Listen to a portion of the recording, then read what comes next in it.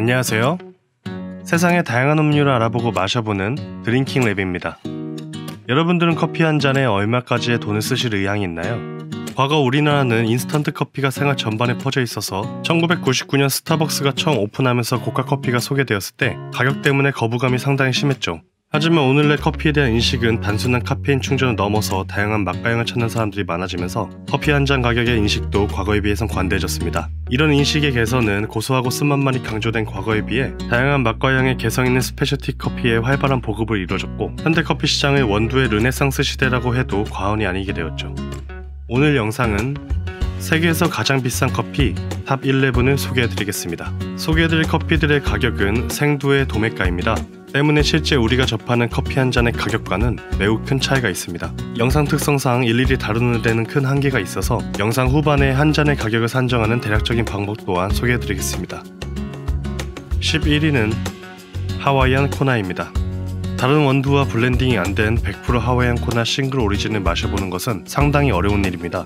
우리나라에서 판매하는 코나 커피의 거의 대부분은 여러 원두들이 블렌딩된 제품이라고 보시면 됩니다. 이 프리미엄 아라비카 원두가 재배되는 하와이의 마우나루아산은 커피 재배를 위한 최적의 토양인 화산재로 구성된 화산토와 완벽한 강수량과 일조량을 제공해줍니다.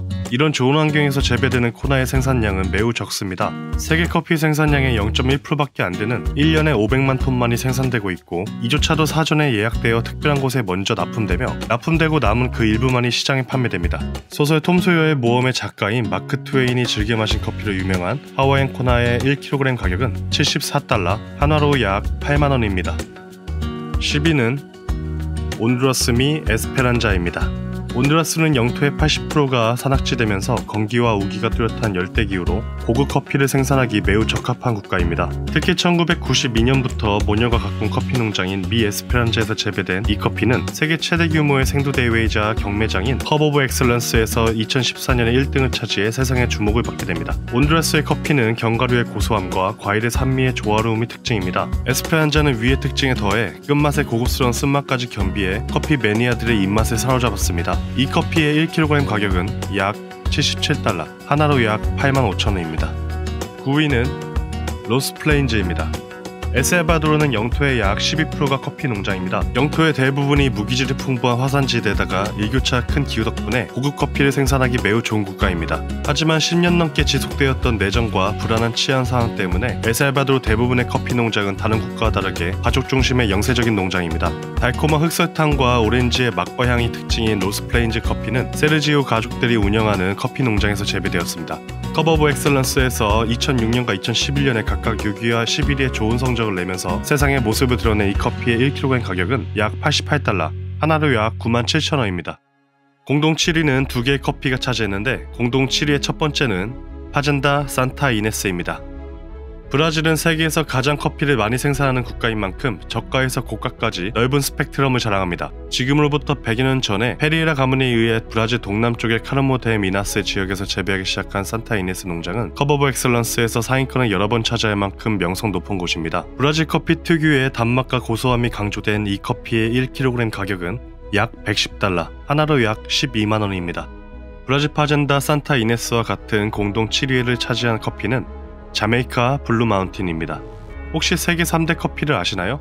공식적인 것은 아니지만 많은 사람들에게 공공연히 알려져 있는 세계 3대 커피는 예멘 모카 마타레와 앞서 11위에 소개해드린 하와이안 코나, 그리고 바로 지금 소개해드릴 커피인 자메이카 블루 마운틴입니다. 물론 이 커피들이 어째서 세계 3대 커피가 됐는지 아는 사람은 아무도 없습니다. 자메이카 블루 마운틴은 마케팅의 엄청난 성공 사례 중에 하나입니다. 1960년대 일본은 경제 위기를 겪고 있는 자메이카에 외환 지원을 해주고 대부분의 커피 농장을 인수합니다. 일본은 사실상 자메이카 커피를 독점하게 되면서 그중 진짜백이 자메이카 블루 마운틴이라고 할 수 있는 최상급 등급인 넘버1 등급의 90%를 자국으로 가져가고 10%만이 글로벌 시장에 유통시킵니다. 또한 오크통에 담아 고급스러운 포장을 하고 영국 여왕이 마신 커피라고 마케팅하면서 엄청난 인기를 끄게 됩니다. 하지만 실제로 자메이카 원두는 여왕과 왕실이 아니라 비서들이 마시던 커피라고 합니다. 이런 자메이카 블루 마운틴을 둘러싼 신비로운 일이 있었지만 이 커피의 가치는 결코 낮지 않습니다. 자메이카 동부에 있는 블루 산맥의 최고봉인 블루 마운틴은 강수량이 매우 많지만 배수가 잘 되는 토양이 특징입니다.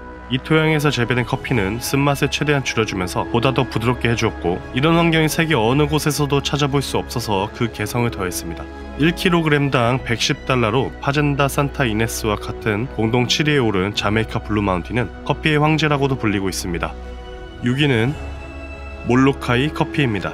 하와이산 커피가 또 등장했습니다. 화산섬인 하와이는 커피 재배에 최적의 조건을 타고난 곳으로 이곳에서 생산되는 라인업은 상당히 화려합니다. 8개의 섬과 부속도서로 이루어진 하와이 제도는 각 섬마다 질 좋고 개성 있는 커피들을 자랑합니다. 그중 몰로카이 커피는 하와이 제도 중 몰로카이 섬에서 재배되는 커피로 다양한 과일향이 입안에 터지는 매력을 갖고 있습니다. 이런 완벽한 기후에서 재배된 완벽한 커피는 아쉽게도 한 해 매우 적은 양만이 생산이 됩니다. 때문에 높은 가격대에 거래되고 있는데 이 커피의 1kg 가격은 112달러, 하나로 약 12만원 중반에 거래되고 있습니다. 5위는 세인트 헬레나입니다.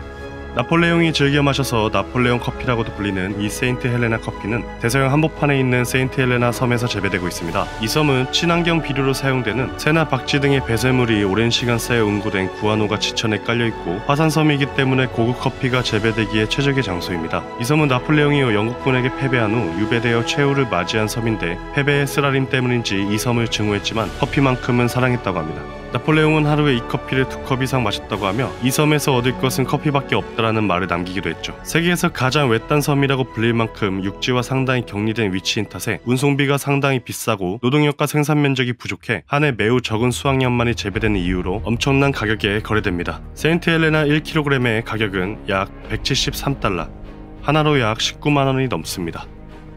4위는 커피 루악입니다. 이른바 사양고양이 똥커피로 유명한 루악커피는 잘 익은 커피 체리를 과일과 함께 사양고양이에게 먹여 소화기관을 거치며 과육이 제거되고 미처 소화되지 못한 커피 씨앗을 채취해 가공한 커피입니다. 이 독특한 생산 방법은 커피의 향미를 극대화시켰고 점점 더 사람들의 관심이 늘어나고 있습니다. 야생에서도 사양고양이는 커피 체리를 즐겨 먹기 때문에 자연적인 채취 방법이라면 문제될 것은 없지만 대량 생산을 위해 가둬놓고 대량으로 먹이거나 익지도 않은 커피 체리를 먹이는 등 동물 학대에 대한 지적이 많습니다. 실제로 루악커피 농장을 방문한 여러 커피 전문가들이 경악을 금치 못하여 이 커피의 생산에 반대하는 운동을 벌이기도 했습니다. 명가함이 극명히 대비되는 이 커피의 1kg 가격은 약 350달러, 하나로 약 38만원입니다. 3위는 파나마 게이샤 아시엔다라 에스메랄다입니다. 신의 커피라 불리는 게이샤 품종은 에티오피아의 게샤라는 지역에서 1930년대에 발견되었습니다. 현재 커피 시장에서 가장 핫한 커피이며 매력적인 맛과 향 그리고 절대적인 인지도를 자랑합니다. 이 품종은 처음엔 정말 형편없는 맛 때문에 관심을 못 받았다가 1960년대 파나마로 건너와 재배를 시작하고부터 혁신적인 품질 개선이 이루어집니다. 각종 커피 대회에서 수년간 1등을 차지했고 1996년에는 거의 파나마 게이샤만을 위한 대회인 베스트 오브 파나마가 개최되기에 이릅니다. 특히 구아노가 쌓인 해발 1600m의 화산지대에 위치한 피터슨 가족이 운영하는 에스메랄다 농장에서 재배된 이 커피가 2004년 베스트 오브 파나마에 출품되면서 당시 최고가를 기록하며 화려한 등장을 알립니다. 이 커피를 계기로 게이샤의 범람이라고 불릴 정도로 수많은 게이샤 농장에서 앞다투어 경매 시장에 내놓기 시작했고 심지어는 똑같은 생두를 이름만 바꿔서 출품하는 일도 벌어집니다. 게다가 2020년 9월에 열린 베스트 오브 파나마에서 어떤 한 게이샤 품종이 1kg당 2,800달러라는 무지막지한 가격으로 대만의 한 업체에 낙찰되면서 커피 경매 사상 역대 최고가를 갱신했는데 오늘 순위엔 넣지 않았습니다. 왜냐면 이 가격은 과열된 경쟁 속에서 발생한 것으로 실제 시장 가격과는 거리가 너무 멀기 때문이죠. 이런 몇몇 커피들은 시장에서 가격 조정을 거치게 될 겁니다. 간단히 말씀드리면 오늘 순위는 오랜 시간 동안 시장 가격으로서 인정받은 커피들로 선정하였습니다. 자세한 내용은 댓글로 공지를 따로 올리겠습니다. 아무튼 아시엔다라 에스메랄다의 등장은 커피업계에 충격이었고 명과 암이 공존하는 가운데 커피의 발전에 큰 영향을 주게 됩니다. 화려한 꽃향과 시트러스 향이 풍부하며 가벼운 바디감을 갖고 있지만 그 맛과 향은 절대 가볍지 않은 아시엔다라 에스메랄다의 1kg 가격은 약 770달러, 하나로 약 85만원입니다. 2위는 과테말라 핑카엘 이네루토 커피입니다. 과테말라는 인구의 4분의 1이 커피업 중에 종사하고 있는 곳입니다. 좋은 커피 재배에 필수적인 화산지대와 자연재해를 막아주는 험난한 산악지대 역시 갖추고 있죠. 우에우에 테낭고에 위치한 이네루토 농장은 2006년 컵 오브 엑설런스에서 1위를 차지한 이래 지금까지 1등에서 3등까지 상위권을 놓쳐본 적이 없는 농장입니다. 명성이 자자한 이 농장은 세계 1등 농장이라고 불리며 모든 작업을 수작업으로 진행하여 품질 개선에 열정을 쏟는다고 합니다. 과테말라 커피답게 화끈한 스모키향이 일품이며 거기에 더해 무거운 크림을 먹는 것 같은 묵직한 바디감이 일품이라고 합니다. 이 커피의 1kg 가격은 약 1100달러, 하나로 약 120만원입니다. 대망의 1위는 블랙 아이보리 커피입니다.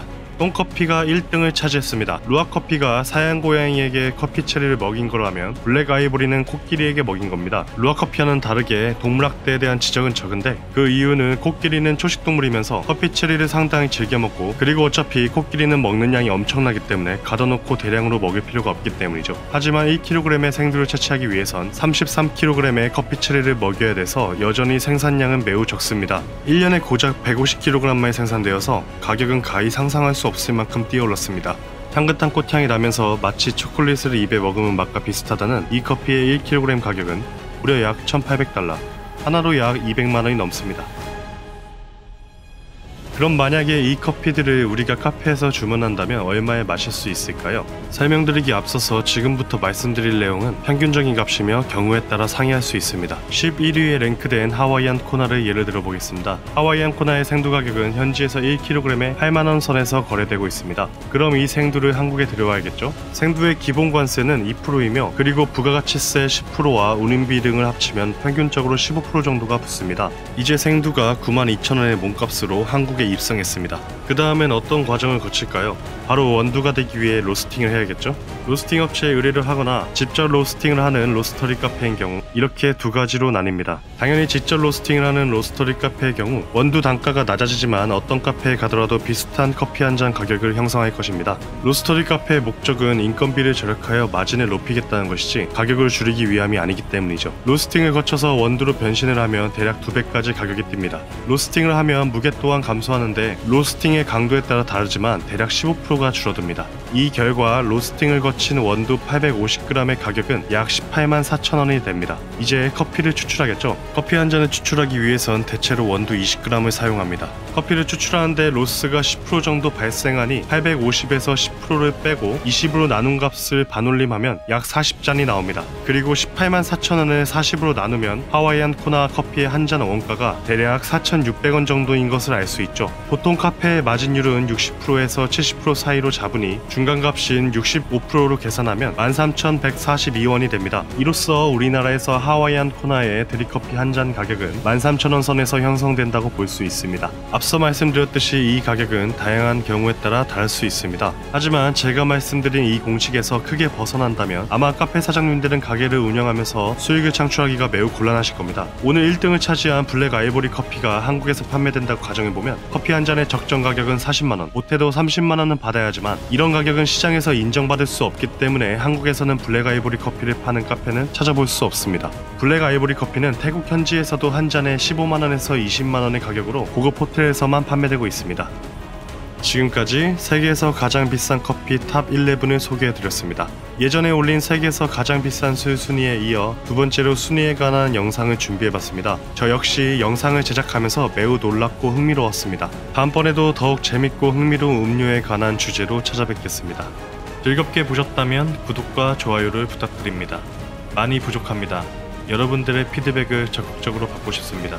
지금까지 시청해주셔서 대단히 감사합니다.